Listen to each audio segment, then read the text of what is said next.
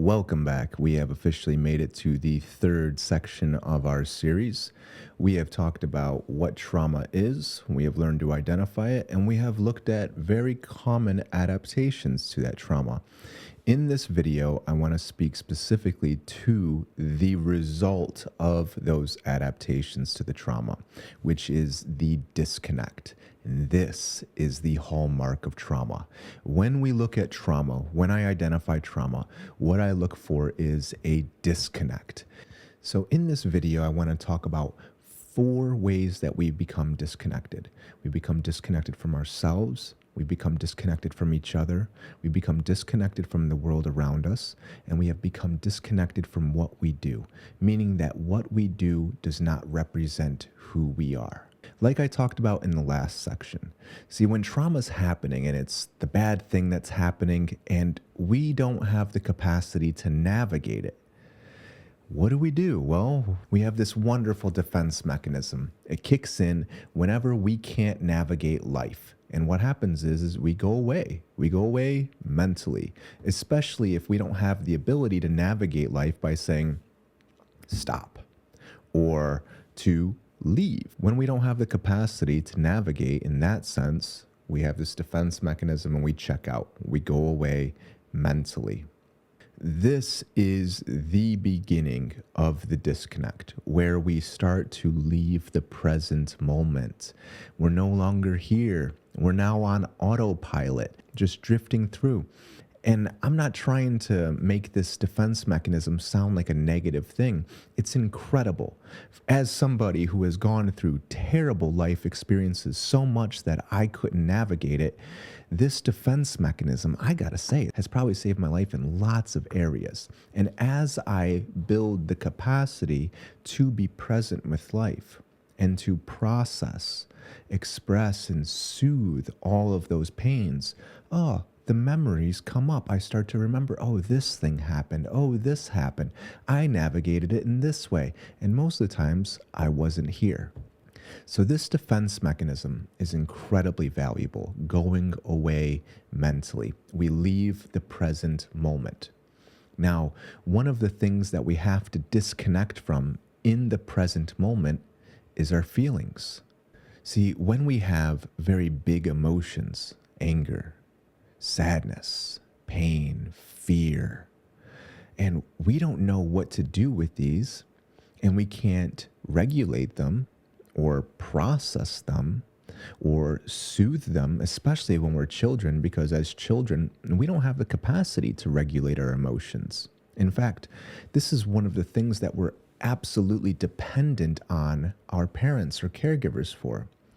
As children, when our nervous system is developing, when our emotional circuits are developing and our hormonal system is developing, which is pumping out hormones based off of our interaction with the environment, like adrenaline, histamines, cortisol, for instance, all of this is in relationship to our environment. And the way that we learn how to regulate these systems in our body is by quite literally downloading the information from the mature, regulated nervous system. But what happens if they're not present or connected or attuned? Or what if they are really present in our lives, very caring and loving, but they are too stressed with life, so they are mentally checked out? We never learn how to regulate our emotions or how to process them or soothe them. Further, what happens if those people are caregivers who are supposed to help us learn how to process and regulate and navigate these emotions? What happens if they're the cause of very big emotions and expressing those emotions puts us in further danger? We learn very quickly that these things that we're feeling in the present moment are not safe. I can't trust these emotions. What happens when I'm programmed for connection with my parents, but my parents are the source of great danger? I have this overwhelming gut sensation, danger sense, always telling me they're dangerous. But I'm programmed for connection. I need it. So what do? I can't survive without that connection, but at this point, I can survive without my gut intuition. So I disconnect from it. This is what I'm talking about when I say we disconnect from ourselves, which is the first thing that we disconnect from. Now, once we disconnect from ourselves, we also disconnect from others around us. That's a part of the defense mechanism, is when I'm dealing with stresses of life at an early age, I can't deal with it. And especially if the people around me are the ones who are causing it, I don't just disconnect from the present moment and from myself, I disconnect from the people around me as well. So if I cannot be present with my own experience, with my own emotions, that is to say that I can't be present with somebody else's. Oh, here we see the pattern of trauma, which is I learned at some point that my emotions were dangerous, which means that my parents were unable to be present and attuned and connected with my emotions. They were unable to show me how to navigate these. In fact, they were the source of great big emotions, and my emotions were a reflection of the pain that they carried. So they had learned at some point that emotions were bad and dangerous. They had suppressed their own, and they passed that pattern on to me, which I have learned too. And the disconnect, not just from myself, but from others, is passed down and continues, and it perpetuates. So later, when I'm with somebody who really matters and they're having big emotions, I might see this as very threatening, and I might disconnect and withdraw, shell up, shut down, or remove myself from that situation entirely. So if I really want to be present with my children, or with my loved ones, or with my partner, whoever, first and foremost, I have to learn to be present with myself. So when I'm disconnected from myself, I'm disconnected from others. That is also to say that I have become disconnected from the world around me. I no longer interact with the world around me. I am living in a mental fantasy world where I might be reliving things from the past, perhaps fantasizing about ways that I told that person who was hurting me and I let them hear it, or I stood up for myself like I was never able to, or planning for the future, figuring out ways how I'm going to create my safety and I'm going to enjoy life and I'm going to have the things that I don't have right now. I'm never fully here. And so I'm totally disconnected from the world around me, especially if I'm looking for comfort and commodity as a way to achieve safety. I completely disconnect from the world around me. So I might go from bubble to bubble, my house, first bubble, and then I might run to my car where I roll up the windows and turn on the AC or the heat, and I drive to the next bubble, the office or the workplace or the store. I'm never really engaging with nature.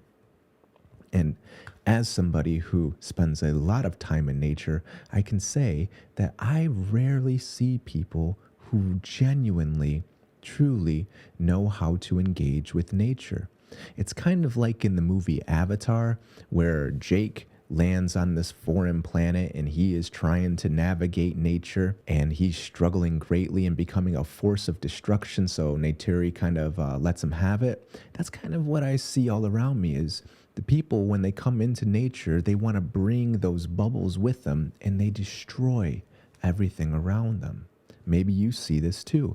We're replacing wonderful old growth forests with strip malls of cheap coffee and fast food. We don't have any value and any real connection with the natural world. In fact, when we've become disconnected like this, we oftentimes see the natural world as a threat.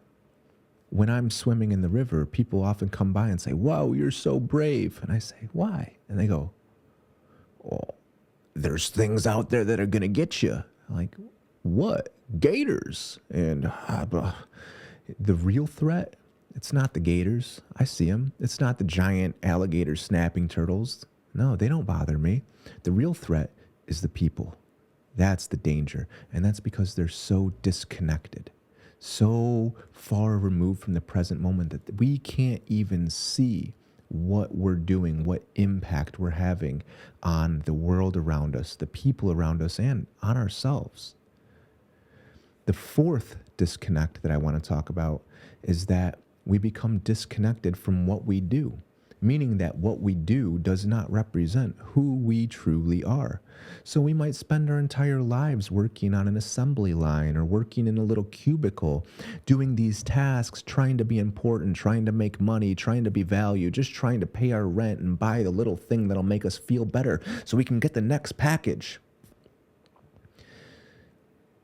None of this truly represents who we really are. In some cases, we can find some of the most beautiful expression of art and creativity, and it comes from somebody who is so deeply wounded and so deeply depressed that through this expression is the only way that they can communicate their emotions. This is the only way that they can express their pain.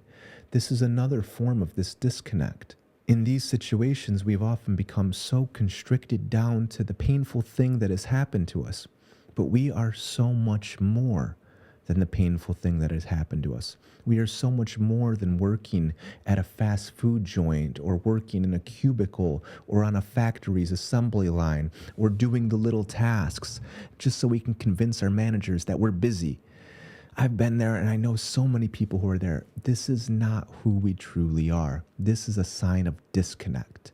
And if we really want to reconnect and create things that are in line with who we truly are, we have to reconnect with the world around us and with each other, all the people who are around us. And in order to do all of that, we have to start with reconnecting with who we truly are.